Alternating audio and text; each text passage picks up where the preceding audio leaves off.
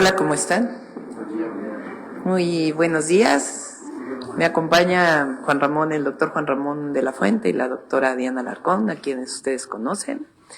Y tuvimos una muy buena reunión que le voy a pedir al doctor Juan Ramón de la Fuente que les platique con diferentes embajadores, embajadoras de distintos países del mundo en México, para platicar un poco sobre nuestra visión de país, nuestra visión hacia el futuro, lo que hemos hecho en la ciudad, una reunión realmente informal, auspiciada por el embajador de Qatar. Entonces le voy a pedir a Juan Ramón que platique un poco de la reunión y después, por supuesto, contestamos a sus preguntas. Gracias. Con mucho gusto, buenos días. Efectivamente hubo esta reunión a la cual asistieron alrededor de 70 embajadoras y embajadores acreditados en México, que fue convocada por el embajador de Qatar y en donde hubo la oportunidad, siendo un encuentro muy informal, primero de escuchar los comentarios que hicieron cada uno de los 5 grupos regionales, en cómo se organiza el cuerpo diplomático, la representación de África, de Asia-Pacífico, del Medio Oriente, de Europa y de América Latina y el Caribe, donde básicamente expresaron el reconocimiento a México, al papel que México juega en el mundo, a su vocación pacifista, a su cultura y a la hospitalidad con la que México los ha acogido. Y posteriormente, la doctora Sheinbaum, después de agradecer, por supuesto, al embajador catarí y a quienes acudieron a este encuentro, pues brevemente hizo una exposición de algunos de los logros de su gobierno, que habían sido mencionados, por cierto, de varios de ellos por los propios embajadores. Algunos llevan ya muchos años viviendo en México y reconocieron ellos que había habido cambios en lo que ellos habían percibido, cambios para la mejora en la seguridad, un gran impulso a las políticas ambientalistas, con algunos logros realmente muy espectaculares, y posteriormente pues hubo una convivencia. La doctora Sheinbaum reiteró lo que ustedes saben, que México tiene una política exterior sustentada en el artículo 89 de nuestra Constitución, que son principios que nos permiten tener relaciones amistosas y cordiales con todos los pueblos del mundo y que desde luego estará siempre dispuesta a contribuir en la medida de sus posibilidades a construir y a preservar la paz en todo el mundo. Esto es, en términos generales, una reunión, insisto, muy concurrida, en términos muy cordiales, totalmente informal, pero muy ilustrativa, creo que para los que acudieron como invitados y para la propia doctora Sheinbaum y para quienes la acompañaron. Gracias. Pues adelante. Iniciamos sesión de preguntas y respuestas. Carlos Navarro del Heraldo. Buenos días a todas y todos. Preguntarle, ¿qué les dijeron los embajadores sobre la situación económica que está viviendo el país? ¿Le preguntaron sobre algunos indicadores en específico, doctora? ¿Algo al respecto? No, más bien están muy contentos en México. Justo hablaron de la riqueza cultural y natural de nuestro país, de la importancia de las inversiones en nuestro país, de la importancia de ampliar el turismo hacia México. Entonces realmente fue más que en particular una reunión donde hablamos de temas generales. Ayer en su cuenta de Twitter, ahora retomaba un hilo sobre lo que se está haciendo en redes sociales para difundir estos hashtags. ¿Considera usted que debe de haber una mayor investigación, principalmente por los recursos que se están utilizando para generar estas tendencias en redes sociales, donde tanto la critican a usted como al presidente?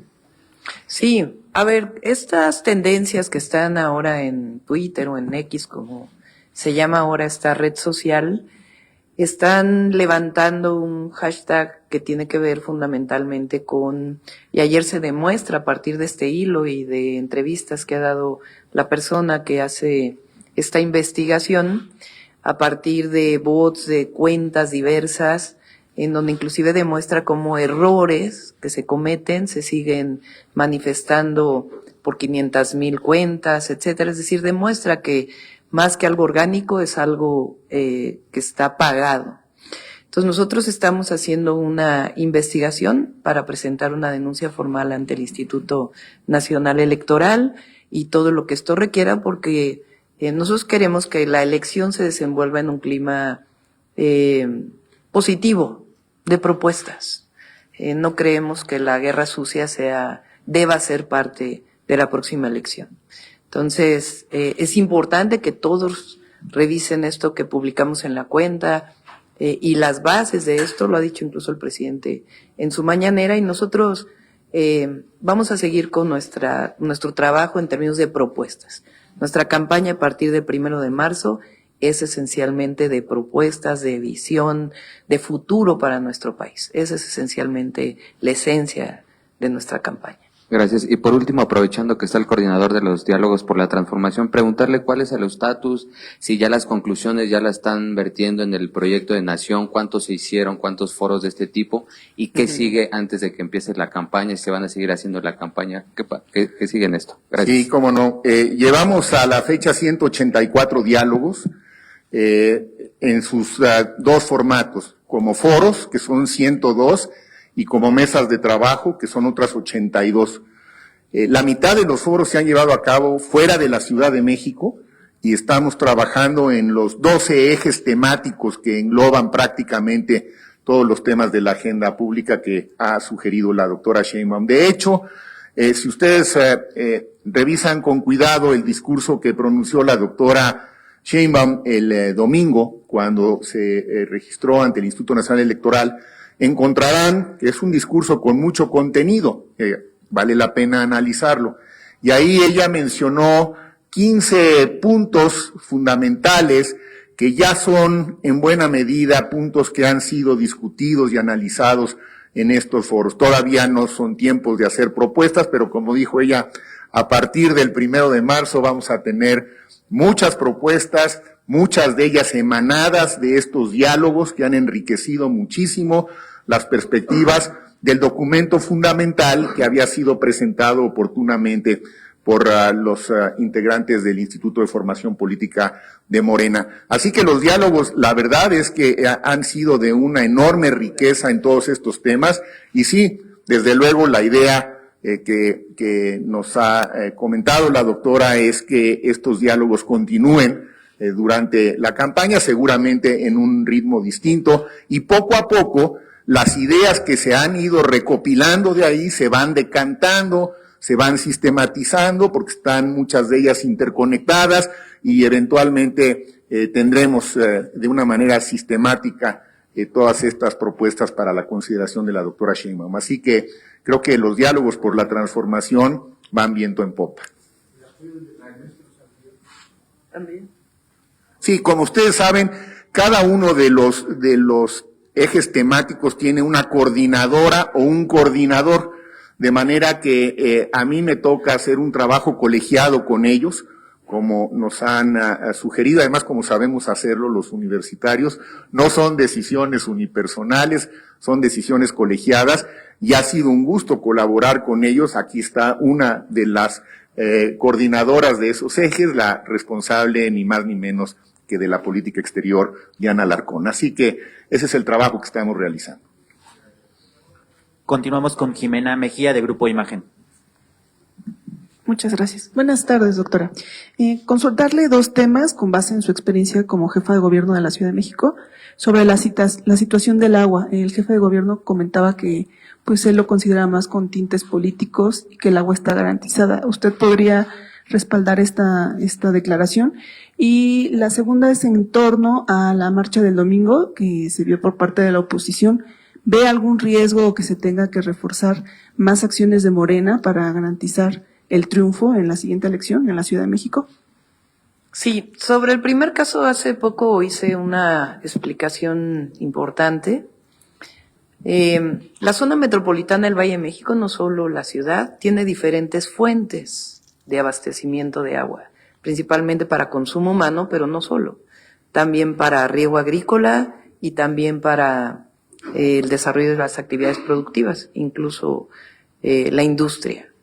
Estas fuentes de abastecimiento son los pozos de la zona metropolitana, el sistema Cutzamala, el sistema Lerma y algunas otras fuentes locales como el abastecimiento de algunos manantiales. Por la sequía que ha habido en el centro y norte del país, el sistema Cutzamala a propósito se ha reducido el abastecimiento de agua. ¿Por qué digo a propósito? Pues para que no se acabe el agua de las presas. Entonces se reduce el consumo o se reduce la aportación y con ello pues tiene que reducirse un poco el consumo y todos debemos de contribuir. No se espera que esta situación de sequía sea para siempre. En algún momento, incluso hablando con todos los expertos dedicados a cambio climático, tiene que retornar una situación de abasto de agua. Pero durante la época en que fui jefa de gobierno se desarrollaron varios proyectos que permiten que hoy la ciudad esté en mejores condiciones de afrontar una situación como la que se afronta.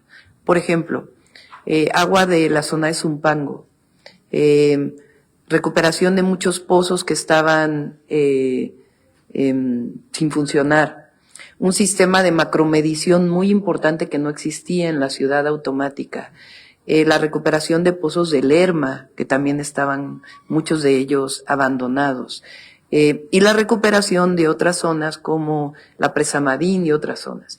Y una visión también de largo plazo para poder seguir abasteciendo de agua a toda la región centro, más que solamente a la ciudad.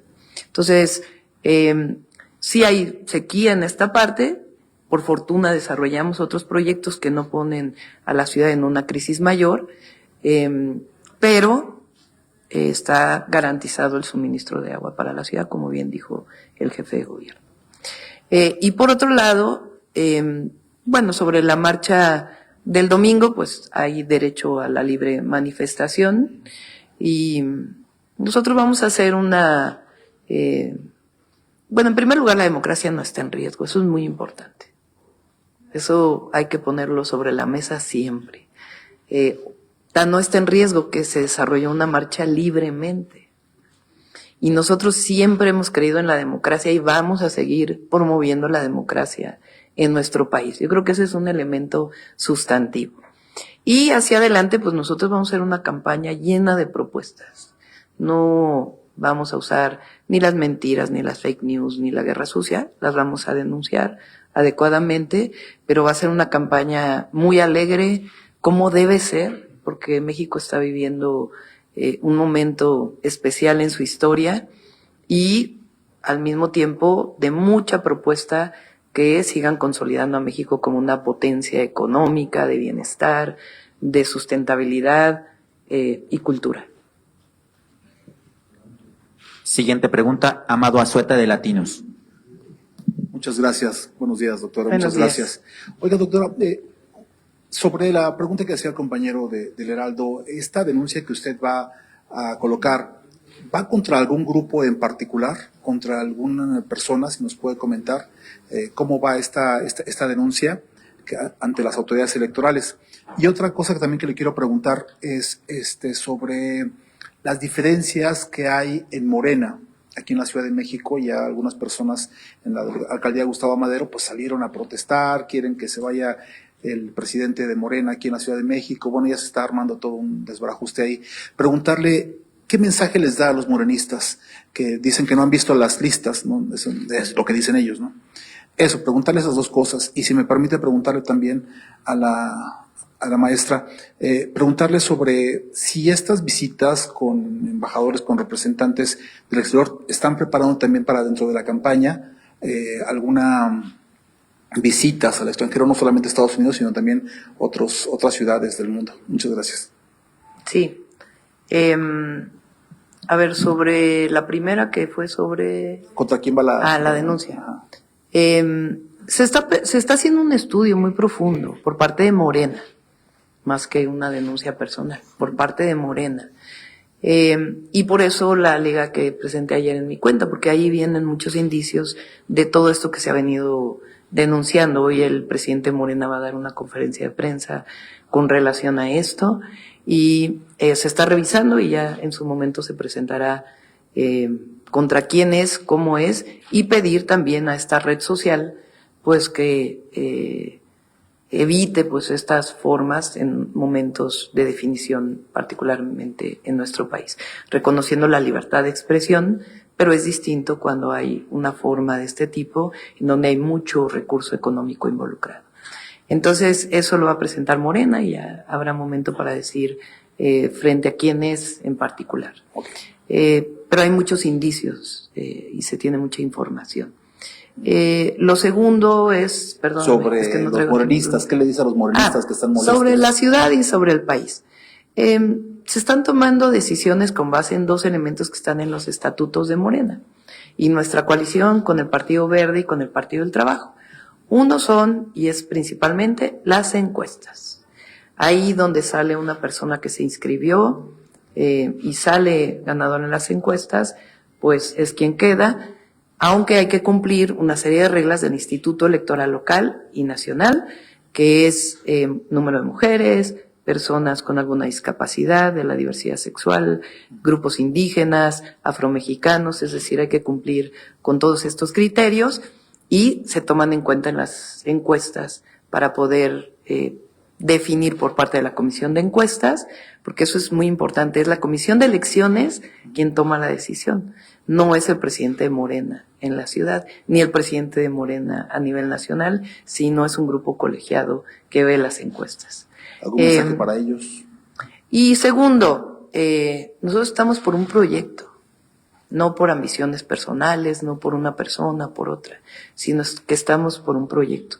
Y en este proyecto caben todos y todas los que son de Morena, de nuestras alianzas, de nuestra coalición y muchos otros mexicanos y mexicanas que quieren que siga México en esta transformación y que caminemos por un México de democracia, de bienestar y de libertades. Gracias. Si me puede... Sí, Ajá. te contesto por Diana porque no hemos platicado. Por el momento nos vamos a quedar en México, no tenemos contemplado salir fuera. Y sí, si es necesario, tendremos algunas otras reuniones con diplomáticos en México para poder hablar de nuestro proyecto. Doctora, ¿y estas entrevistas, estas conferencias, durante su campaña, van a continuar para que los temas nacionales no se vayan arrastrando y después, cuando ya hayan pasado muchos días, no preguntarle lo que ocurrió una semana, 2 semanas después? Va a haber una Es que ya no nos has acompañado en las giras. Porque todos los aquí que nos acompañan en las giras, que son poquitos, los invitamos a que todos vayan a las giras de la campaña. Normalmente tenemos todos los días un panel de medios, le llamamos, en donde se habla de temas locales y de temas nacionales. Entonces sí van a continuar este diálogo con los medios de comunicación y al mismo tiempo con redes sociales y un diálogo directo con la ciudadanía a través de los eventos públicos y a través de las redes. Gracias. Continuamos con Agustín Rodríguez de TV Azteca. Doctora, ¿qué tal? Muy buenas tardes por acá. Muy buenos días. Y comentarle, bueno, ya no habíamos tenido oportunidad de vernos, porque ha estado en giro por redes sociales solamente o por su blog, pero la visita al Papa al Vaticano, hay por ahí algunas preguntas. ¿Cómo es que llegó, cómo viajó por un vuelo particular, por un vuelo comercial? Si es, ¿qué es lo que la motivó para ir al Vaticano? Después de que 2 semanas antes había estado por ahí la candidata de la oposición. Y unos días antes. ¿Y cuál fue el mensaje que le dio el Papa? ¿Algún consejo concerniente a nuestro país concretamente? Sí. Gracias. Qué bueno que lo preguntas. Los hermanos Sulaimán, Héctor y Mauricio Sulaimán, tenemos una relación con ellos desde hace tiempo. Yo considero que son personas que nos ayudaron en la ciudad a hacer la clase de box, a muchas otras cosas que tienen que ver con cuestiones altruistas y de desarrollo para la ciudad. Ellos tienen una relación especial con el Papa Francisco.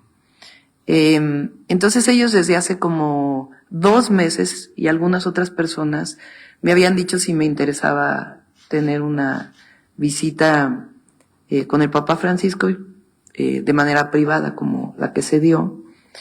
Yo les contesté que sí, y quienes me conocen y quienes me han seguido durante todos estos años saben que yo hablo mucho, más allá de lo religioso, de la parte humanista del Papa Francisco. Quienes me han seguido en la Ciudad de México saben que yo digo una frase que me gusta mucho de su pensamiento humanista, que refleja la igualdad, la no discriminación, que es esta frase que puse en mis redes sociales, que dice: no hay manera lícita de mirar a alguien de arriba a abajo más que cuando uno le da la mano para levantarse.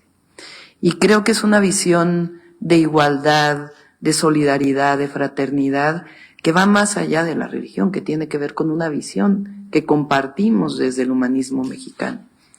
Cuando presentamos los diálogos por la transformación, usé otra cita del Papa Francisco de su encíclica de Tutti Fraterni o Fraterni Tutti, que tiene que ver también con una visión del mundo humanista, más allá de lo religioso.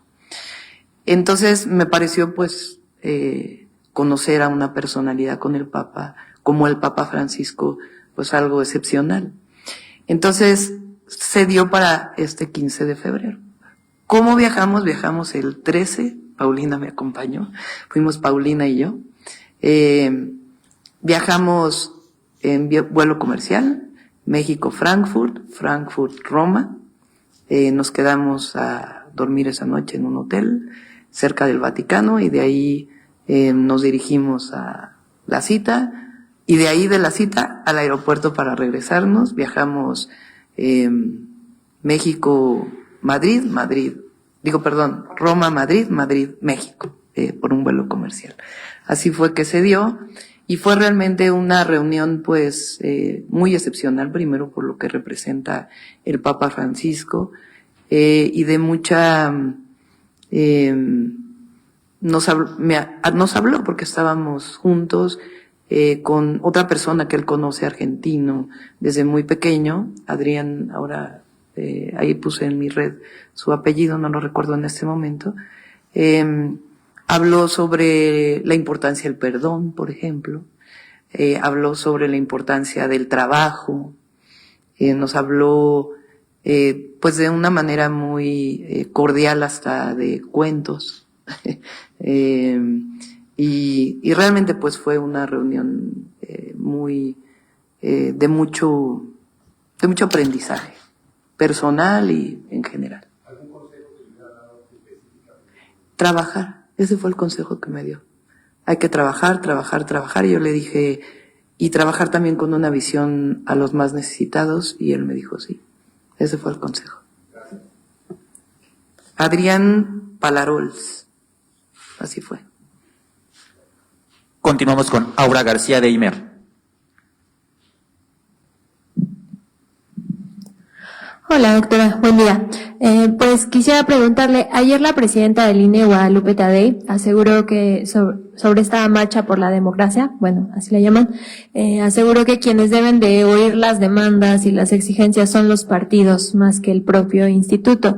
Quisiera preguntarle su opinión al respecto y también sobre este mismo tema, pues el episcopado mexicano respaldó ayer esta marcha, aseguró que las personas que acudieron defendieron una causa justa y también hizo un llamado en general a las candidatas y a los partidos a que se conduzcan con civilidad. ¿Sí me puede regalar su opinión al respecto?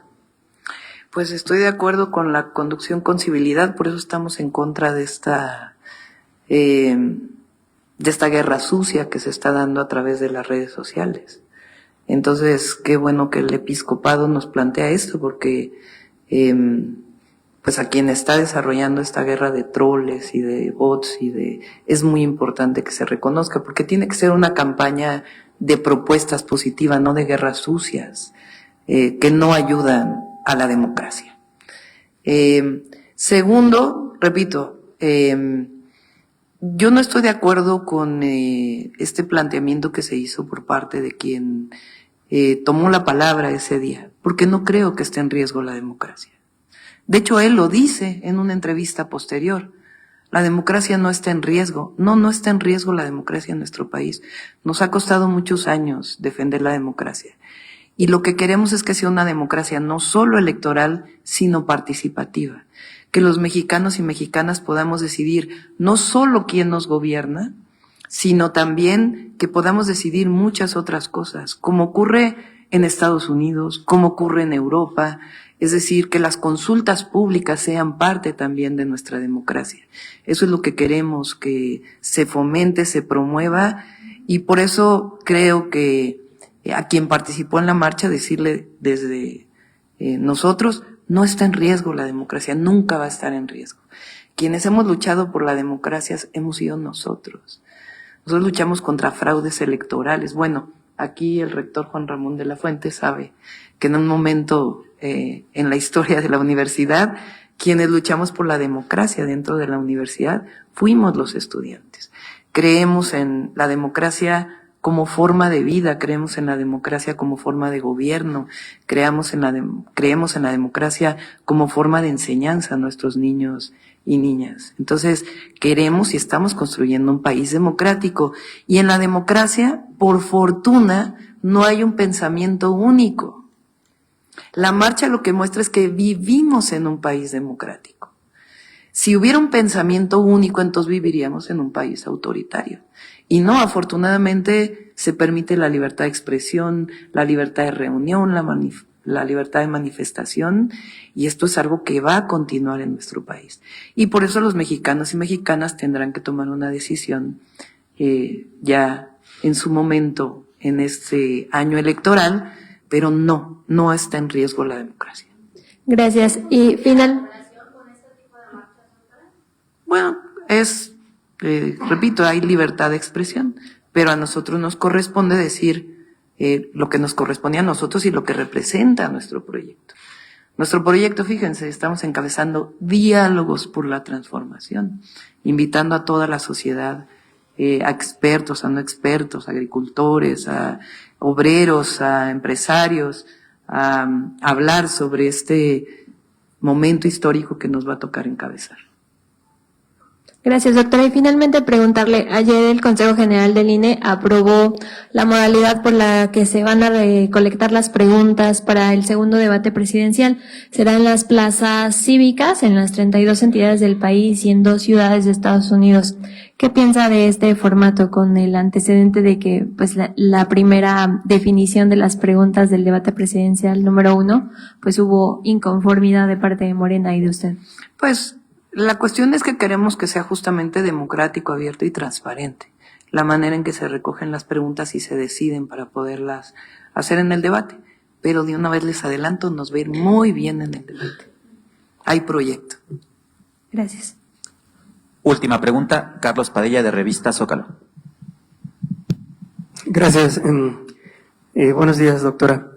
Usted viene de una generación de estudiantes que derrotaron el intento de Jorge Carpizo de aumentar las cuotas en la UNAM. Luego el diálogo público que no se obtuvo en 1968. Además ganaron la realización de un congreso universitario. Pregunto, ¿cuál es el legado de esa generación a la democracia en este país, que años después se incorporó a la lucha social y política y que ahora la coloca usted a las puertas de la presidencia de la República, según todas las encuestas? Ahora, en este 2024, votarán muchos jóvenes que no habían nacido en 1986, 1987. ¿Cuál es su opinión, por favor? Bueno, de aquel movimiento se pueden rescatar, como bien lo dices tú, 2 elementos, o 3. Educación pública, gratuita, de calidad, laica, científica, humanista, como un derecho. La segunda, diálogo. Y la tercera, democracia. Porque los estudiantes en aquel momento luchábamos contra lo que considerábamos una imposición, y además no pedíamos que se decidiera por los estudiantes una propuesta, sino que hubiera un congreso universitario, que finalmente aportó algunas cosas, otras no pudieron avanzar, pero finalmente fue un espacio democrático de discusión universitaria. Y tan es así que con Juan Ramón de la Fuente, rector, que en algún momento en algunas cosas no estuvimos de acuerdo, hoy somos parte de este proyecto. Y nada habla mejor de que podemos ponernos de acuerdo entre quienes en alguna vez a lo mejor no estuvimos tan de acuerdo, porque consideramos que el diálogo, la inclusión, la democracia, las libertades es la esencia de lo que debe ser el México del futuro. Y a los jóvenes, pues decirles que aprendan de la historia de nuestro país, que no se dejen llevar solamente por el inmediatismo de las redes sociales, por las falsas noticias, sino que al revés, que tomen su decisión a partir de la construcción histórica de este México maravilloso que estamos viviendo hoy. ¿Los jóvenes tienen una oportunidad para participar políticamente en este país? Sí, por supuesto, políticamente, y tienen, nosotros somos quienes defendemos que tengan derecho a la educación, al empleo, a divertirse, a tener un espacio público en donde puedan gozar de sus libertades sin necesidad de tener que erogar ningún centavo. Perdón, por último, la imagen, el tema, lo que usted sugeriría para incrementar la presencia, más bien la incorporación de los jóvenes a la educación pública gratuita a nivel universitario. ¿Cuál sería a grandes rasgos su propuesta? Más universidades. Más educación y más educación. Gracias. Gracias. Doctora, yo le quiero preguntar sobre la marcha. Brevemente, el historiador Enrique Krause dijo que equiparó esa marcha a las marchas del 68. Yo quisiera preguntarle su opinión, si esto no es de alguna manera una desmesura del historiador, ¿no? Por una parte, y por la otra también, si usted continuaría con la propuesta de reforma política que acaba de presentar el presidente, particularmente esta posición de desaparecer los plurinominales, porque parece ser que eso es lo que más preocupa a la oposición, porque piensan que se quedarían prácticamente sin representación en el Congreso. No estoy de acuerdo. Respeto su opinión, pero no estoy de acuerdo. Porque, a ver, ¿por qué surge la manifestación de los estudiantes en el 68? Por un acto autoritario en contra de las juventudes, que fue aquella represión que hubo en la Prepa 1. Y además terminó con una masacre y estuvo acumulando una serie de actos represivos por parte de el entonces presidente Díaz Ordaz. Hoy el presidente López Obrador defiende que no haya represión y no se ha reprimido. Entonces, repito nuevamente, no está en riesgo la democracia. Lo que hay es una propuesta. En general la población, si ustedes hacen una encuesta, está en contra de los plurinominales. Y lo que hay es una propuesta sobre la mesa para reivindicar la democracia. Y está puesta sobre la mesa para el debate, que va a empezar ahora por la Cámara de Diputados en todo el país. Entonces, si hay quien no está de acuerdo, pues que presente, para eso vivimos en una democracia, que presente sus propuestas. Pero lo cierto es que, fíjense, de la riqueza que se generó con los gobiernos de Fox y un gobierno que surgió no de la democracia, con Calderón, la riqueza que se generó por la explotación del petróleo y los excedentes petroleros, en vez de traducirse en obras de infraestructura y disminución de la pobreza en nuestro país, lo único que hicieron fue ampliar el gobierno y su gasto corriente. Y se ha demostrado ahora cómo, sin necesidad de aumentar impuestos, solo cobrando adecuadamente los impuestos, hay recurso público para obra pública, para disminuir la pobreza, la desigualdad. Y eso es parte de lo que llamamos la austeridad republicana. Y la austeridad republicana, desde mi perspectiva, tiene que estar no solo en el Poder Ejecutivo, sino también en los órganos autónomos, en el legislativo, en el judicial. Porque finalmente lo que queremos es que los recursos públicos que pagamos todos y todas las mexicanas como impuestos sirvan para desarrollar infraestructura y para disminuir pobreza y desigualdad y ampliar los derechos del pueblo de México. Eso es lo que está a debate. Concluimos con la conferencia. Muchas gracias. Gracias a todos y a todas.